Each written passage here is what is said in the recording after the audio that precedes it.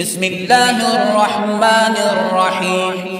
لا أقسم بهذا البلد وأنت حل بهذا البلد ووالد وما ولد. لقد خلقنا الإنسان في كبد. أيحسب أن لن يقدر عليه أحد.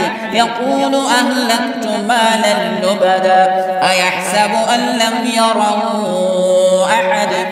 ألم نجعل له عينين ولسانا وشفتين وهديناه النجدين. فلاقتحم العقبة وما أدراك ما العقبة.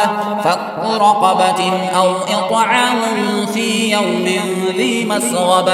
يتيما ذا مقربة أو مسكينا ذا متربة. ثم كان من الذين آمنوا وتواصوا بالصبر وتواصوا بالمرحمة. أولئك أصحاب الميمنة.